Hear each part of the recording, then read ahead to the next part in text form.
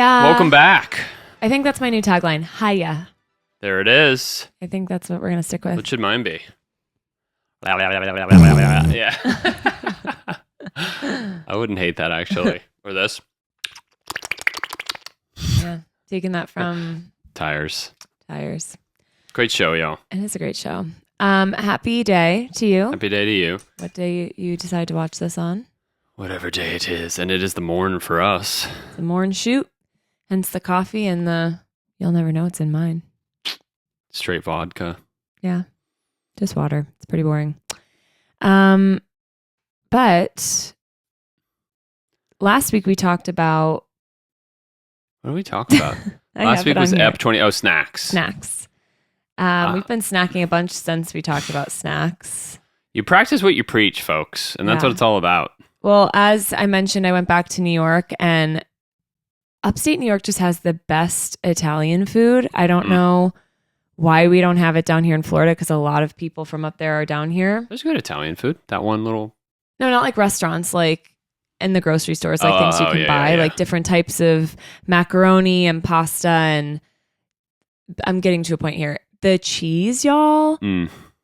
Let's talk. Every time I go back to my mom's, I buy this huge, like bell-shaped lump of provolone cheese, and it says it's mild.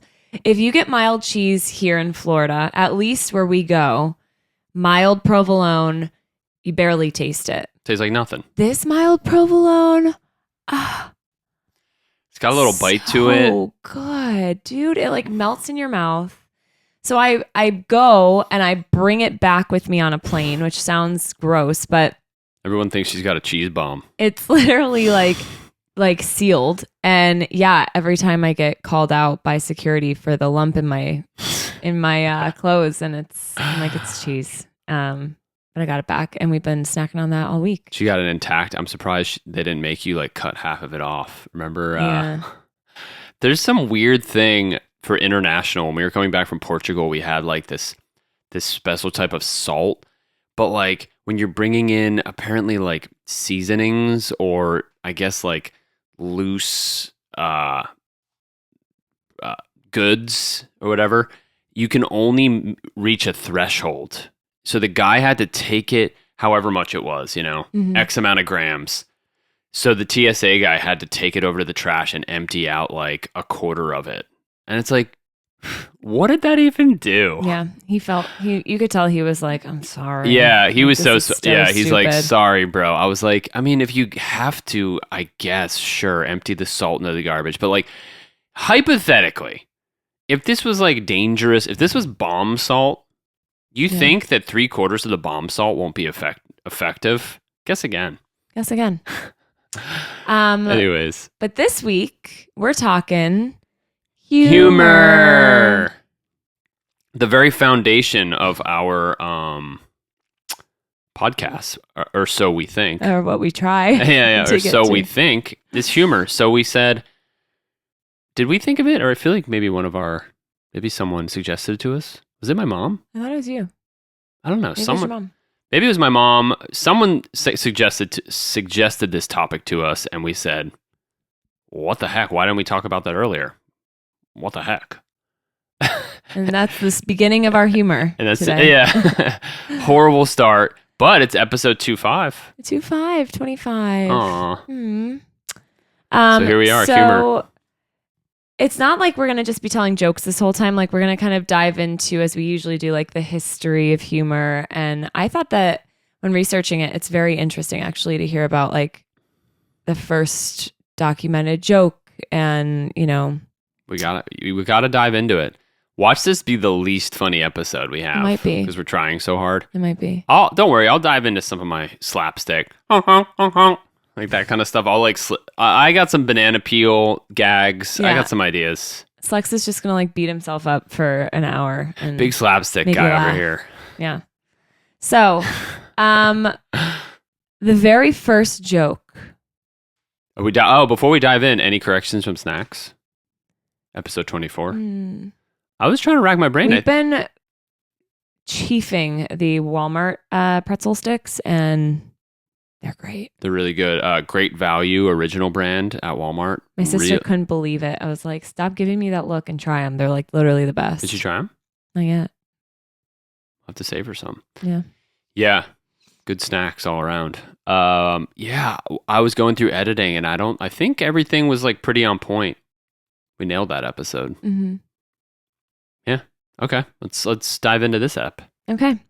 So the first joke ever. I read on. How do we even know? Well, actually, don't read on yet. Oh. Okay. So this is one of the first jokes, but not the first one, okay? Just because it was like one of the earliest documented. Yeah. What hangs at a man's thigh and wants to poke the hole that is often poked before? This is from the 10th century. His member? You would think. A key. Ah. Because keys used to hang down below. Cute. It was like purposely supposed to be like an innuendo kind of deal. And that's from the 10th century. I bet it was from the Indus Valley. No, but we're about to get there. That's a good joke. I bet, the 10th century. Was that medieval? They're like, probably. ha, ha, ha, ha, ha. Yeah. They're like, bellies are jiggling. Yeah, like 900 or something, right? The first ever documented joke was the Sumerians. So we're back in Mesopotamia. Is that over there? Or Indus Valley. Sumerian. It was Iraq. So I think that's... Am I not learning anything? Which one was from Iraq? I think it was Mesopotamia. I thought Sumerian was different than that. Okay, well, whatever. 1900 BC. The joke is... Ready? Listen. Yeah, I'm listening. Something which has never occurred since time immemorial. These are like riddles. These aren't jokes. Yeah. No, these are all... So say it, something that has occurred. Oh, this is not the first joke ever. Sorry. This is one of the first jokes ever. So what's the first joke? Oh, you don't have it. I do have it. Do you want to say that one first? Okay. Or? 4,000 years ago, written on... This is also Sumerian. Written on a clay tab. It was, a dog walks into a bar and says, I cannot see a thing. I'll open this one. I'll open this one. I don't get it. Right. Nobody gets it. It's been talked about for like thousands of years and nobody gets it. Oh, that's the whole point. Mm-hmm. I'm glad I didn't laugh So then. it could either be like... what was a bar? Does that refer to something that could be opened back then? A lot of things could be a lot of different things. Yeah. It could have been that like the language that they're deciphering like isn't exactly what they thought it was or whatever, but that's the OG. like At least it was the OG written on walks a clay tablet. and a walk into a bar joke. I know. I assume it didn't mean what walk into a bar is today, but maybe it did. Maybe it did. Maybe because the whole point of like, because you've heard the jokes where it's like a guy walks into a bar, like he should have looked out because like a bar. Yeah. I wonder if it was something like that. Yeah, maybe. Yeah, I cannot see a thing. I'll open this one. So the whole point is that it's some type of joke, and historians can't really. Joking back then. That's great. And then we have back that to was it. That was an anticlimactic joke. All of these are going to be in 1900 BC. The Sumerians. So I already said half of this. Something which has never occurred since time immemorial. A young woman did not fart in her husband's lap. So it's just kind of like, it's not necessarily like punchlines. It's just like humorous phrases.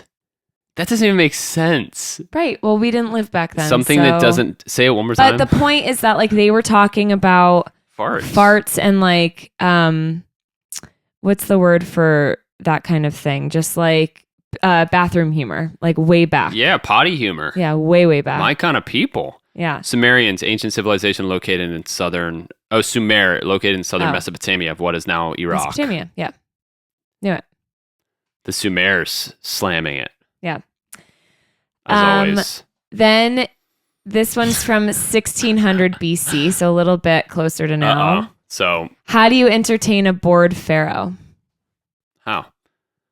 You sail a boatload of young women dressed in fishnets down the Nile and urge the pharaoh to go catch a fish. Okay. It's getting warmer. Yeah. So That's almost just like, it feels like that was just like a statement for like a very like demanding kind of like oppressive pharaoh. That's just like what they had to do for him to entertain him. Yeah. They'd be like, this pharaoh's going to start like ordering like mass homicides if we don't dress up. Well, I think it also shows that like they were joking about politics back then too. You know, like they were joking about like how people make jokes about Trump or about the king or whatever. Like people are joking about. I wonder if that was supposed to be a low key joke. Like if the king saw or the pharaoh saw it, would they be like, off with his head? Probably. Or would they think it's funny? Depends on the pharaoh. Depends on the pharaoh. That's kind of cute and fun. Yeah. Dress a bunch of girls up as fish and tell the pharaoh to go fishing. Yeah. So jokes have varied over the years. There's question and answer format, witty proverbs, or riddles. These are all types of jokes. Oh, there's different types. Proverbs, riddles. Okay. Question and answer. But riddles like can stray drastically far from a joke. Of course, yeah. Okay. Primates have similar forms of laughing. No. Induced by tickling. They'll tickle each other and laugh. How cute is that? Cute. And there's like 60 other different types of animals that they've deduced laugh when they're in like play mode. Like dolphins will laugh and stuff. Cute. Yeah. Like in their own way. They don't go like, ha ha ha ha. Oh, they could. Like, yeah. You know? What makes something funny? I think that's the age-old question. So from a neuro standpoint, neurological, like literally from like the brain and from what's going on. Sure. Incongruity. Wow, I can't say any of these words. Can I look now or no? Yeah. Incongruity. So an unexpectedness and disparity would make something funny. Incongruity. Okay. You know? Like slapstick. Unexpectedness. If someone slips on a banana peel, what do? You scream with laughter. Or like just you don't see the punchline coming. So when you hear it, it's like, oh, that's hilarious. Benign violation theory, the BVT. When something's wrong but okay. Context and individual differences. So that would be like somebody falls and you feel bad for them, but like they're okay. So it's funny, you know? But that can I assume that can extend to like politically incorrect jokes, like that kind of stuff too. Yeah, totally. Yeah. And that also is very like context related. So like something that's funny in the US might not be funny in Herzegovina. Totally. Because it's like not the same context, which fascinates me. Or even like if you watch Eddie Murphy's stuff from like the 90s to now, it's like that's no longer relatable. So it's not really funny, you know? Yeah. But it's like, I mean, to your point of Eddie Murphy, some of it can't, I mean, I know you just threw out a name. But that's the thing. You'll watch some older stuff and it does hold up and some doesn't. So it's really interesting to see what, like what concepts are, why can't I think? Irrelevant? I can't. No, not the word. What are you trying to say? Dated. Yeah. What concepts are dated? That's the word. Like Ellen is always funny. Her old stuff, like everything that's a great. she says is funny. If you look at like old Ellen comedy, it's still slaps. What? I feel like we're both. Like, I know. Yeah. But I think it has to do like to the point of context. That's so important with relevancy. Relevancy? Oh my God. For instance, jokes about like current celebrities, pop culture, politics might not hold up in 40 years, you know? You know, you'll see, I remember watching, we with your mom, we put on the roast of like Dean Martin in like the 70s. And like, it was still enjoyable because like you can just, you get like where the punchlines are hitting, but it just didn't slap as hard because you don't even know who the hell they're talking about. You know what I mean? Well, that's why almost like people that rely on just making fun of other people, like their time won't last forever if that's all you're doing versus, you know, John Mulaney or Nate Bargatze who like make fun of themselves and just like regular family moments and things that we all go through no matter how old you are, no matter like what the year is, like that's going to stand the test of time. True. You know? Yeah, like the human experience is more relatable than like making fun of the, you know, someone like the current Secretary of State or whatever. Yeah. Yeah. Mm-hmm. Interesting. So then we have relief, which is a mechanism for releasing psychological tension, pent-up emotions, or nervous energy. According to Freud, this can help to overcome inhibitions and deal with repressed desires. So, AKA not getting some. Classic Freud. Mm-hmm. So you're saying, wait, but that doesn't, what makes something funny? Relief. It's if it offers relief, then it's funny. Oh, I see what you're saying. Okay. It can be. Okay.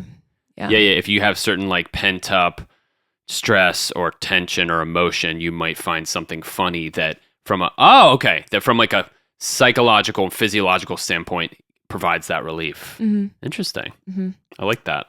And then superiority. So laughter can result from the misfortunes or shortcomings of others. So failed videos, etc., which you love.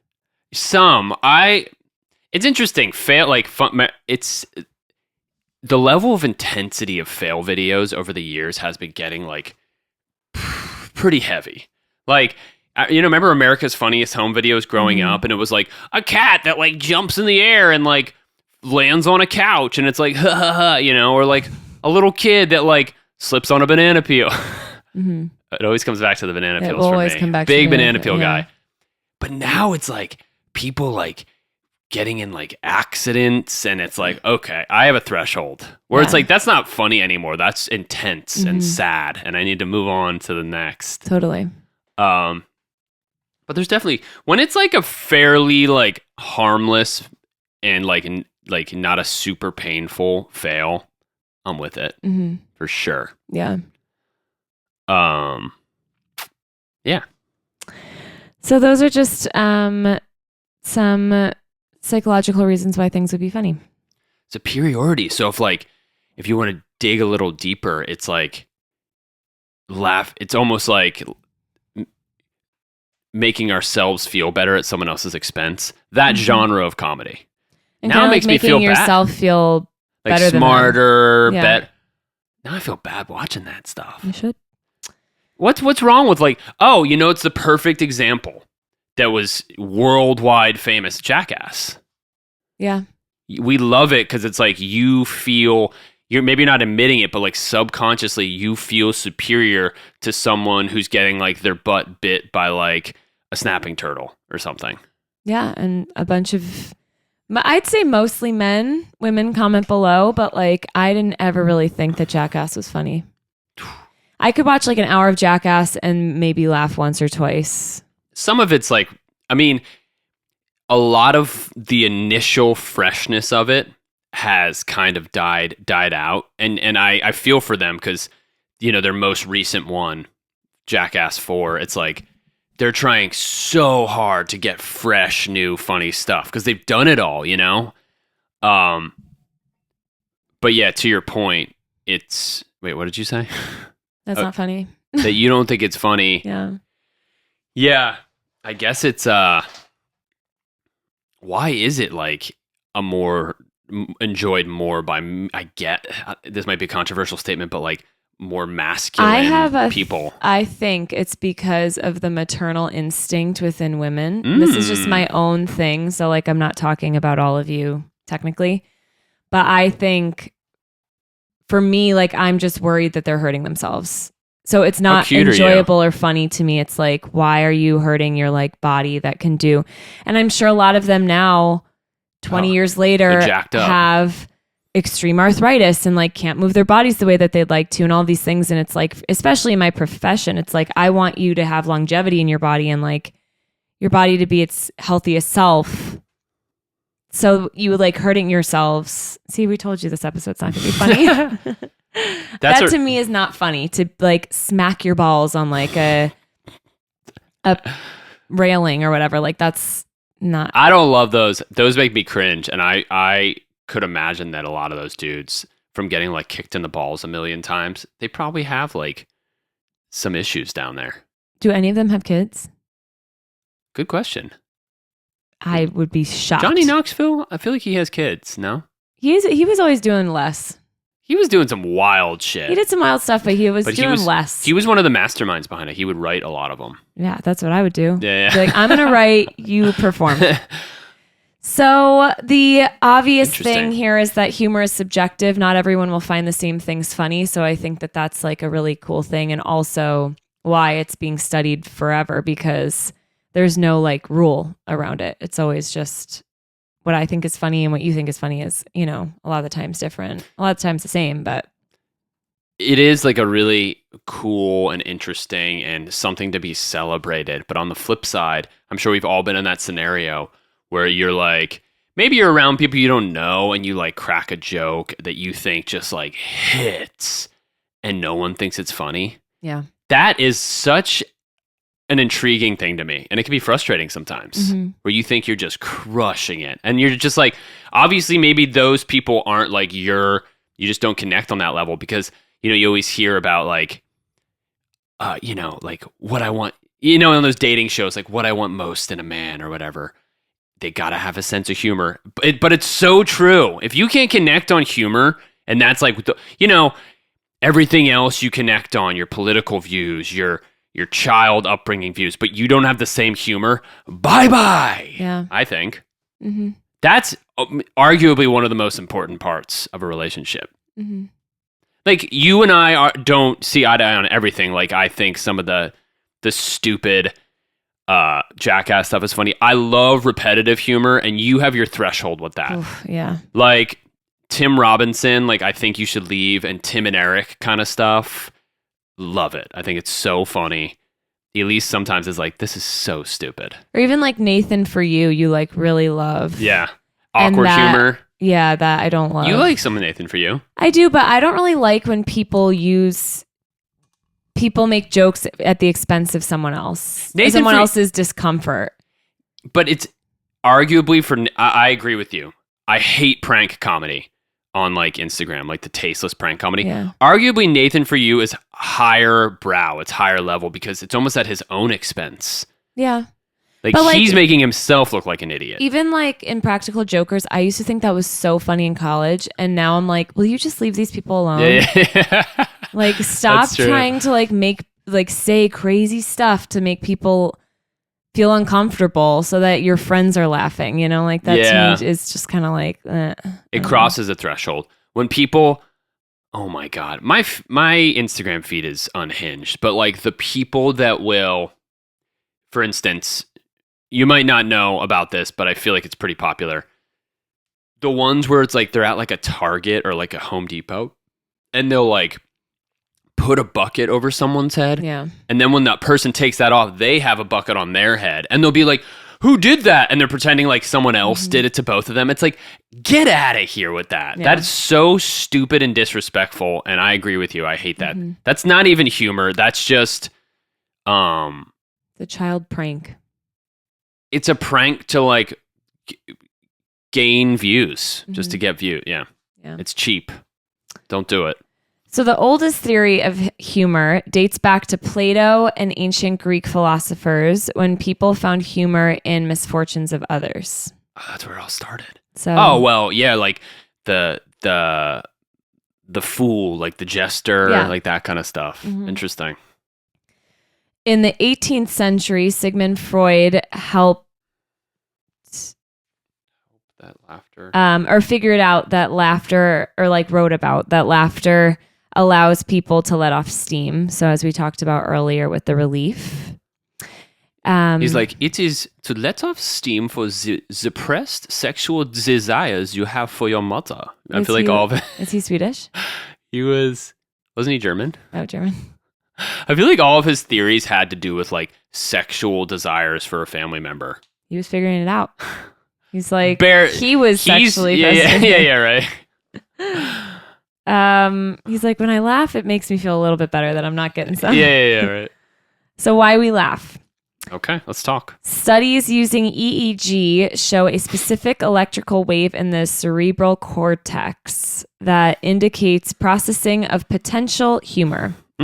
If this wave was a negative charge, it results in laughter. So like actually things are happening in your brain that create that turn the process of humor into a laughter. Rats giggle when they're tickled.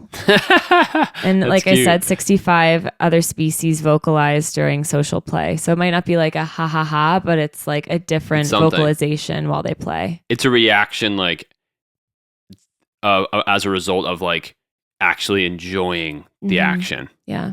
Man, I had pet rats. I should have tickled them. I don't know. Should have tickled them.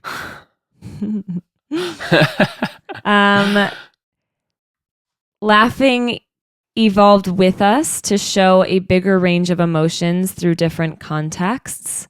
So, even like cavemen and stuff, instead of just grunting, it was like a different form of showing emotions and how you're feeling. It was like a throwback to one of our last episodes about the crying thing. It's like the same thing. It's like an evolution of emotions. What episode was that? Crying one? No, you know how you're talking about how cavemen... Yeah. Was it crying? Oh, water. Is it water? Yeah. Oh, because we're talking about tears. Yeah. And what we're made up of. Yeah, so check out the water episode. Anyways, continue. Laughter is contagious because it's an invitation to share in someone's emotional state. And when you laugh with somebody else, you laugh longer and more often, which I think is really cute. And I definitely think that like when I've never I guess not never, but cry laughing like I will do when somebody else is laughing also. And then it's like it just builds upon itself, Oh, yeah. When you're in the groove with like a friend or family member and you're both you're stuck in this laugh chain. There's not much like it. Yeah, literally. Yeah. I love cry laughing. It's the best thing ever. What was it? This is going to be a bad story. Remember when Zach and Christina were over and I was like cry laughing and I like could not stop? Do you remember why? No, for sure not. Okay, bad story. Fake laughing comes from a totally different network of the brain that relies on speech-like pathways, which I thought was really cool. That like you're actively going to a different part of your brain to fake laugh versus spontaneous laughing arises from older networks. And it's the same kind of network that other animals use for their vocalizations. Wow. I'd love to hear like real laughter, like a really good fake laugh next to an actual laugh and see if you can notice the difference. Yeah. Like I know if you do a bad fake laugh, it's super noticeable, but like when actors fake laugh, because if it's from completely two different sources, that's cool. That would probably be the hardest thing ever as an actor, to fake laugh. I bet you sometimes they're actually laughing. It's like they're trying to like think back to like a memory that makes them laugh. And have you ever fake laughed and then it transitions to real laugh because you think it's silly? That's interesting to think that there's like a switch in your like neurological pathways or whatever. Well, there's also, that's probably why they do a lot of improv in comedy movies, is because like they're not going to get the same amount of laughter from the character.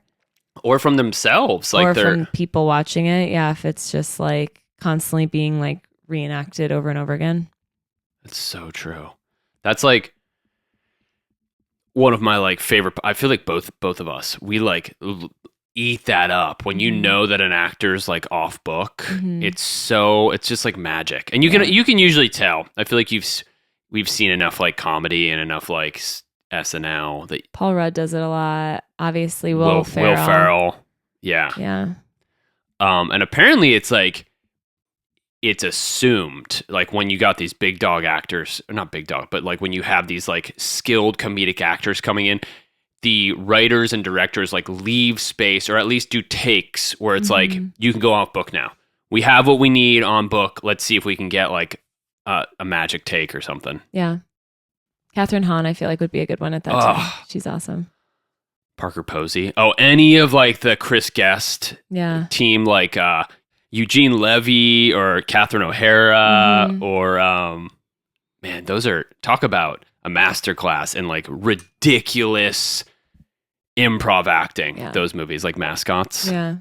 Mascots, Best in Show. Best in Show. Waiting for Guffman. Mm-hmm. Sorry. I feel like Elyse and I have a lot of inside jokes that are based off of that dialogue from Mascots and stuff. Yeah, definitely. And Mascots really like flew under the radar. So if you haven't seen it, it's on Netflix. It's like the best watch you'll have. It's an acquired taste. Yeah, not everyone's gonna love it. Oh, it's a dry humor. So if you don't like dry humor, fuck off. Yeah, and it's and it's a mockumentary. So it's like you start watching it and you're like, well, is this even serious? Is this supposed to be serious? And it's like, no, not at all. Yeah. It's absurd. Okay. And then when we laugh, we release endorphins, decrease levels of cortisol. It's better cardiovascular health and strengthens bonds between people. So it's all really good stuff. Love to laugh. Love to laugh. I know. So in 2002. Can I look at this down here or no? Yeah, because I cut it out of yours. Okay. In 2002, a man named Richard Wiseman conducted an experiment where people could rate and submit jokes. So and this is 2002, but based on this, these are the funniest jokes that came up then. Slex doesn't know them, so we'll see if he thinks they're funny. These are going to be genuine reactions. Yeah. Let's see. Okay. 2 hunters are out in the woods when one of them collapses. He doesn't seem to be breathing and his eyes are glazed. The other guy whips out his phone and calls the emergency services. He gasps, "My friend is dead. What can I do?" The operator says, "Calm down. I can help. First, let's make sure he's dead." There's silence. Then a gunshot is heard. Back on the phone, the guy says, "Okay, now what?" Oh my God. That's a good one. I actually thought that was funny. That's insanity. That's a little dark. Okay, now what? Oh my. That's like Amelia Bedelia to the fullest extent. Totally. Well, it's also funny because at this time, I feel like, well, it was right after 9/11, I guess, but I don't think shootings were as intense. So like a lot of the jokes were about like shootings and murder. And it's like, would not fly as much now, but back then. Back then they hit. They hit. What's brown and sticky? I don't know what. A stick. Cute. Oh, I love the ones that are like so innocent, but just like they really get you. I feel like we could tell that to kids and it'd be cute. That's really cute. I got to keep that one up. I got to lock that up here. I should send that to Vera on Facebook. Yeah, you should. Our niece is 9. 10? And sorry, Vera, if you're watching she's this. 9. She's 9. She's 9. And she has the Facebook for kids where like you're only allowed to message the people that your parents let you message. So me and her have been messaging and it's real cute. Anyways, I'll send her that joke. What kind of murderer has moral fiber? What kind? A serial killer. Serial fiber. Okay, that's more of like a dad joke. Yeah. All right. Okay. These are the top ones? Those were the top ones. Now I'm switching to just funny ones that I found online. Okay. This is great. A guy walks into a bar and says to the bartender, "Hey, I'll bet you a free beer that you can't guess what's in my pocket." The bartender accepts and guesses a wallet. The man says, "No, it's a 10-inch pianist." He says he sets the pianist on the table and the tiny man plays a beautiful melody. Okay. The bartender says, "Well, that's pretty cool." The guy agrees and says, "You give me another beer and I'll let the wizard in my other pocket grant you a wish." The bartender agrees happily and says, "I want $1 million." Just then, the bar fills with 1 million ducks. The bartender's very unhappy and begins to insult the man. The man says, "What, you think I wanted a 10-inch pianist?" Because he wanted a penis. He wanted a 10-inch penis from the wizard. I thought that it's a wizard funny. that's hard of hearing. I get it. Yeah. It's good. It's good. So those are just some of the jokes that I had for you. I had another one and I was like, I'm definitely going to remember this for tomorrow. And then I literally went to bed. Do you not remember it? Oh, I have a good one that's like, it's slightly crude, but just such a slapper. Let me just think of how to say it so I don't mess it up. My penis was in the Guinness Book of World Records until the librarian told me to pull it out. That was nice. That's a good one. Yeah. I was telling when we had boys weekend last year, I was telling all the guys that, and they were loving it, of course. And I was telling it in an Uber on the way to like brunch, and the dude heard it, and he was like, "Oh, come on, man!" And then right when we were leaving, he was like, "What was that joke again?" You could tell he wanted to remember it. Yeah, I love that. Wait, I need to read this other one that I thought I would remember, and I'm obviously not remembering. Okay. Yeah. Oh yeah, this one was funny. Okay. Dave was boasting to his coworker one day saying, I know everyone there is to know. Just name someone, anyone, and I know them. Okay. Tired of his bragging, his coworker called his bluff saying, okay, Dave, how about Keanu Reeves? Yep, Dave says, and they go to Keanu Reeves' house, fly to Hollywood. Keanu steps out and shouts, Dave, sup, man? Great to see you. Come in for a free beer. Although impressed, Dave's coworker was still skeptical. After they leave Keanu's house, he tells Dave that he thinks his knowing Keanu was just lucky. Name anyone else then, and I'll prove it again. Fine, President Biden. So obviously this is a little outdated, but sure. Yep, Dave says, old buddies, let's fly out to Washington, and off they go. At the White House, Biden spots Dave on the tour and waves to him and his coworker over and says, Dave, what a surprise. I was just on my way to a meeting, but you and your friend come on in and let's have a beer and catch up. Well, the coworker was very shaken, but was still not very convinced. Wow. Okay. After they leave the White House, the coworker expresses his doubts to Dave, who again implores him to name anyone else. Pope Francis, his coworker replies. Sure, says Dave. I've known the Pope for years. So they fly off to Rome, where Dave and his coworker stand at the assembled masses in the Vatican, looking up at the Pope on the balcony. If you're really friends with the Pope, why are we out here with everyone else? Dave says if I could catch his eye, he'd bring us up, but there's too many people. The coworker snorts, really vindicated, and says sure. Then in order to really prove Dave wrong, he sneaks into the Vatican and onto the balcony where he asks the Pope, do you know the guy 26 rows back and 19 in from the right? After counting back and across, the Pope turns to the coworker and says, you mean the guy next to Dave? Hell yeah. That's a good one. I know, I thought that's really funny. It's long, but it's worth it. That's amazing. Funny, yeah. Everyone knows Dave. I like that one. That's a good one. Yeah. I recommend just like looking at jokes online because, that's great. Get a good little laugh. That's really funny. I like that one. I didn't know where that was going. I know. It's like so simple too. Yeah, and it's like cute. Wow, that was really funny. Okay. To joke or not to joke. So this is all around the world, different things that people think funny. So Westerners consider humor to be a desirable trait.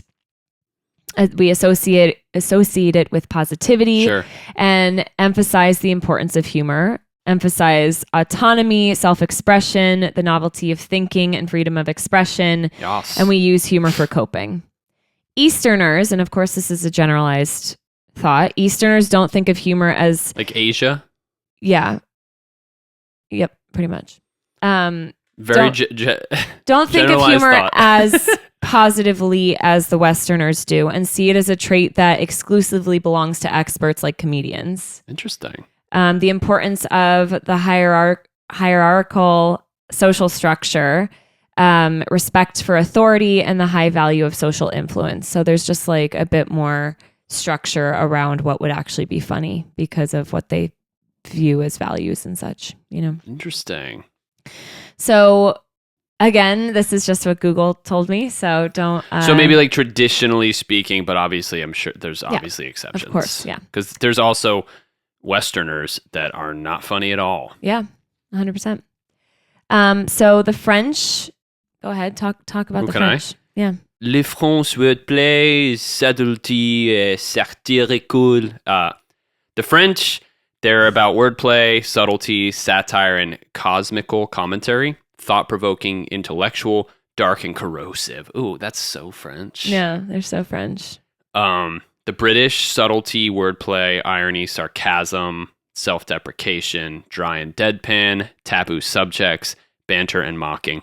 Every time I think of like British humor, I think of like quintessential like Ricky Gervais kind of stuff. Well, that was brought up was The Office. The Office. It's like the UK version, obviously. The UK, yeah, which inspired the American version. Well, he executive produces it, right? Yeah.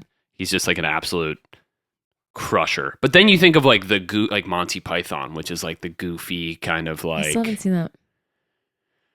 I don't know all the Monty Python. I was obsessed with the Monty Python and the Holy Grail. But yeah, it's a little more silly, but there's definitely like dryness to it for sure. Okay. India, less sarcasm, less crassness jokes. Families usually go out together and laugh together, so humor would be whole family affair. They tease each other. Oh, okay. Yeah, so little more. It's less like. They say gross. The C word less. I'm talking to you, Brits.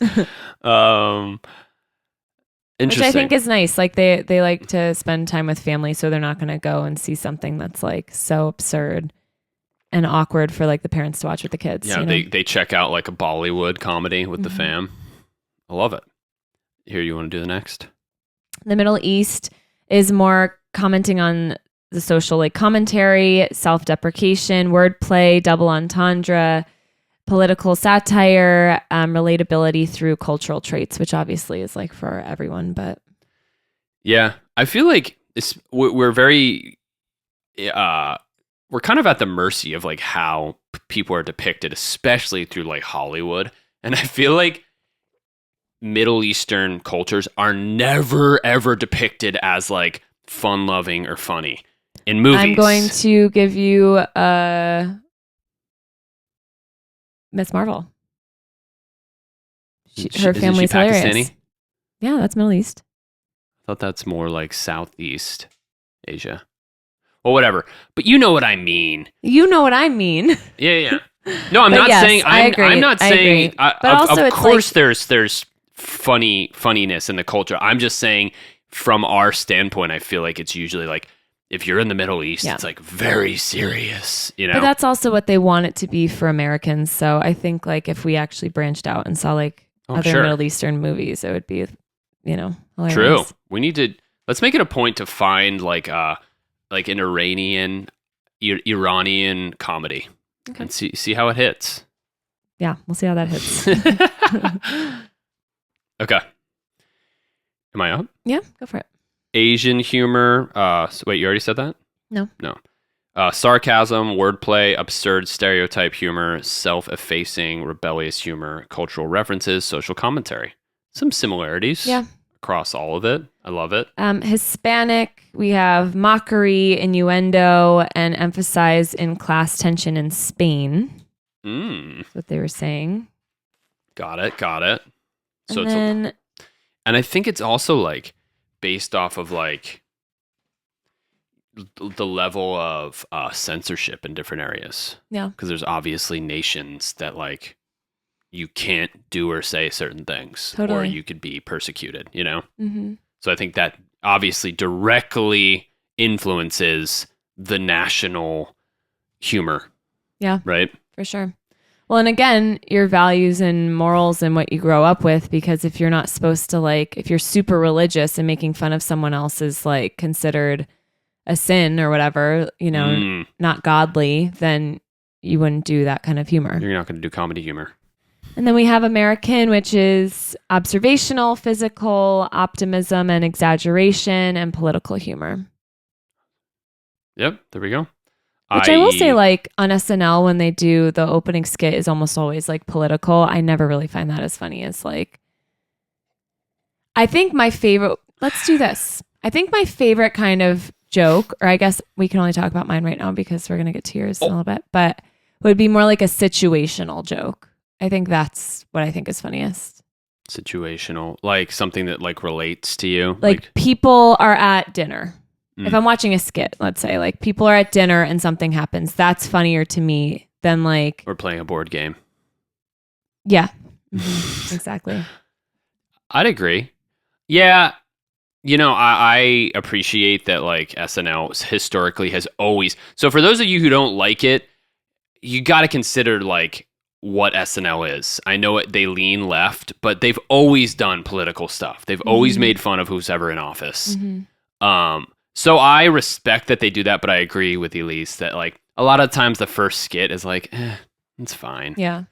And I agree. I think the situational skits are like the best, or like the beep beep one. Yeah. Oh my gosh. So funny. So that's all the different types of humor around the world. So now we're going to play our favorite game. Can you link other videos in our video? Because we could link to the SNL ones we like, the Jumanji and the beep beep. Maybe we could put it in the yes, not comments, the description. Yeah, I think it's a great idea. We'll put our favorite SNL skits in the description. Yeah, the Alexa. Yeah, that one's awesome. Yeah. Okay, cool. Okay, now we're gonna play a game. Our favorite game. How well do you know your partner? As we like to say. Call it HWDYKYP. Okay. We're getting there. We're getting there. All right. So I said my favorite kind of joke is situational. Slex kind of agreed with me, but what would your favorite kind of joke be? What really makes you laugh? Okay. Okay. This can be... Think like scrolling on your reels. This is any type, like this can be whether it's improv, whether it's stand-up, whether it's movies. Oh yeah, you want to go that way?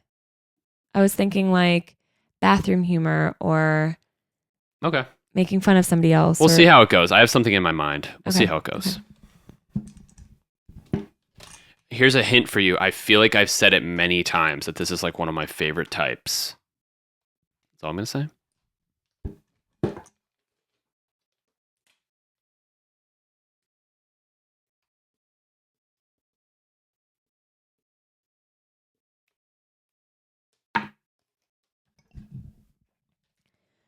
All right. 3, 2, 1. Repetitive humor. Oh. That's a good one. Self-deprecation. Mm-hmm. That's the reason like I'm obsessed with John Mulaney. Yeah. Or that's a good one. Well, Dave Chappelle, maybe he does some, but he's not as much on that. No. Nate Bargatze. He's too smart to do self-deprecation. Yeah. Who else does Aziz? Oh, you like Nikki Glaser, and she does that. Oh, all the time. She always makes fun of herself, mainly her age and her physique. Yeah, self-dep. But I do love repetitive humor. Yeah. Oh, man, this is going to be great. The skit with Zach Galifianakis where they're drinking vodka. You know what I'm talking about? This Tim and Eric. Oh my gosh. I'll put it below. Okay, what is my favorite comedy movie of all time? This is tough because I feel I know like when we first started dating what it would have been, but now she's kind of transformed. So let me think. It's between two. And one is like more long term and the other is a little short term, but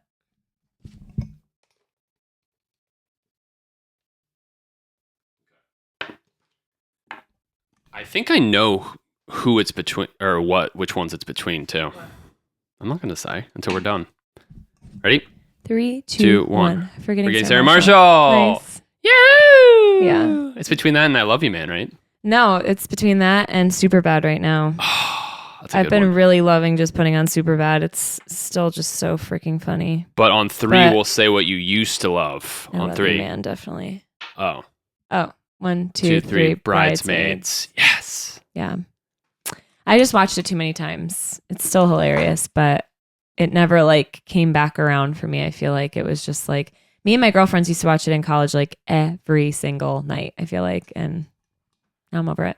Bridesmaids is amazing, but Superbad really holds up. Yeah. Do you think it holds up for like a generation above us? I feel like we love it because it's like maybe we were a little. No, when it came out, we were in high school. It's like the exact time frame that we were in high school on, and maybe that's why we relate so much to it. Yeah. It's just the classic like high school kids wanting to go to a party. So like that will never like not be funny if they do it right. True. It's a buddy comedy. Yeah. You love a buddy comedy. I do. Okay. When was Slex the funniest? What's his funniest moment? I don't even know how to answer this. What's a funny moment? My funniest moment. Maybe you weren't even trying to be funny. Maybe you were just, it's a funny moment.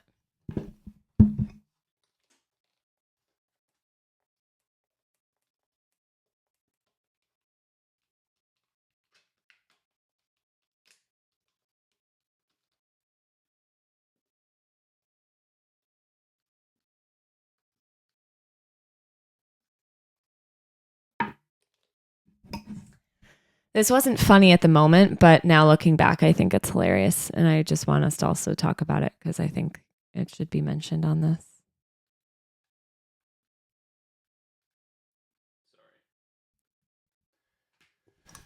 I don't know. That's such a strange question.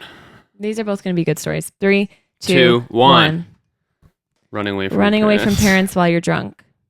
Slapstick at Rob's graduation party. Okay, so let's talk about it. That's not funny. I know, but it's like funny looking back now. Yeah. And these were actually at the same thing. I had a wild event.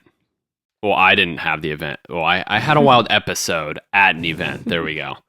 My brother was graduating his residency in Connecticut, and I showed up to surprise him. So it was like a nice thing.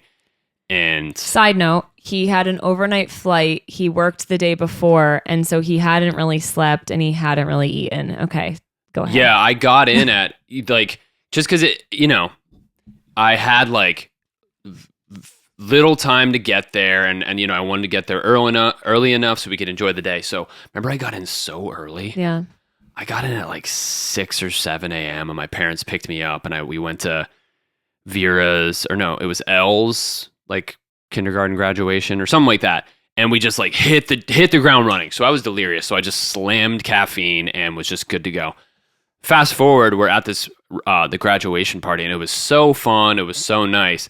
But then they just put out a spread of just free alcohol. And I started like throwing back some wines, and next thing you know, little Slexy's a little drunk boy, and I got it in my head that it would be funny to do slapstick humor in my like drunk head.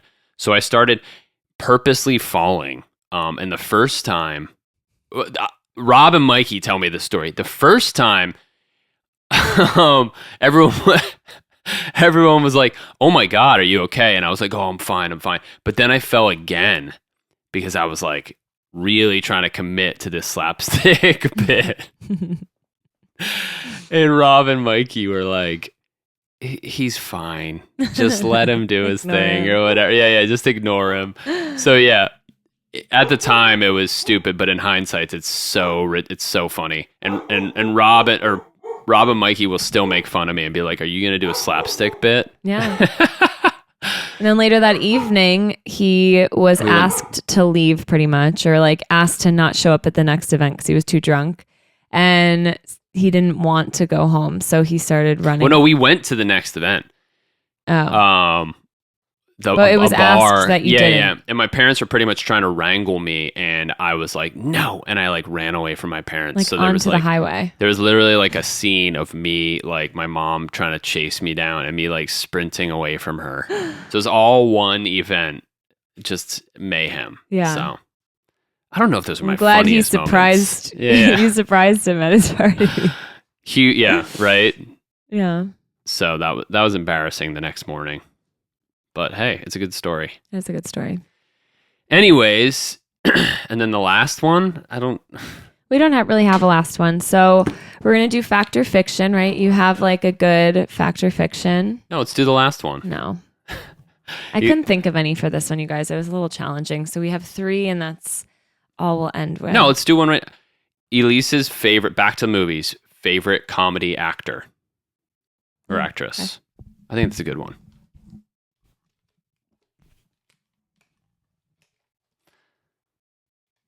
Don't show me.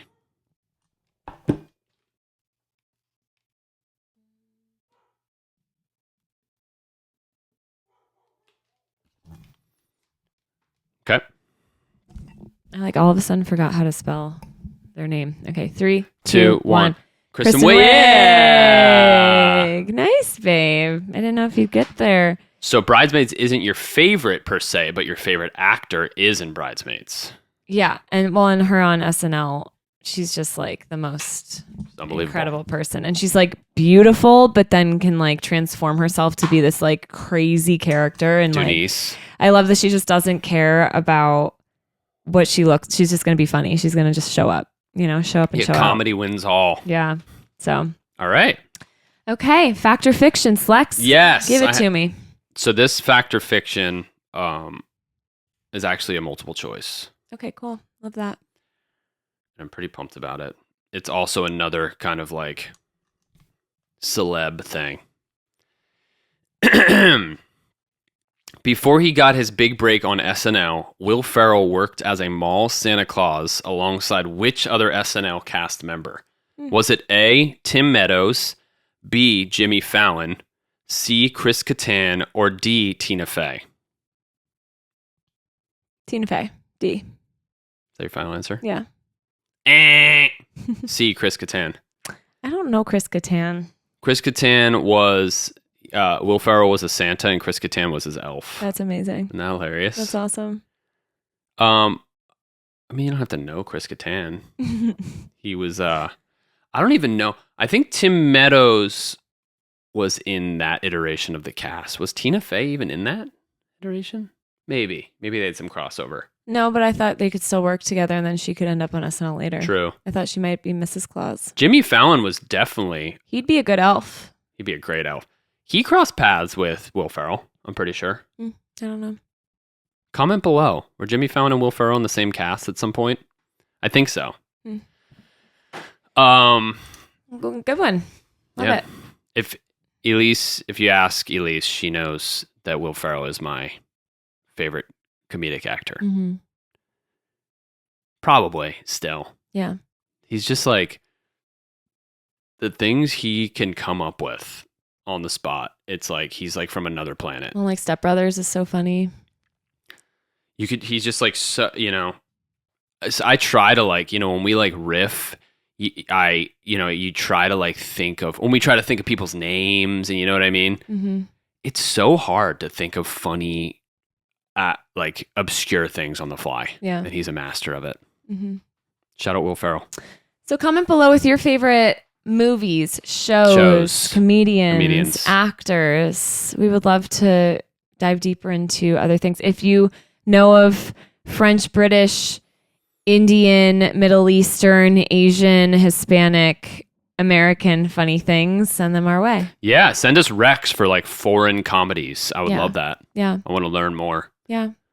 But we hope that you laughed at least at one of the jokes and yeah, have a great rest of your week. We hope you giggled. Hope you giggled. All right. See y'all next time. Stay funny, y'all. See ya. Bye.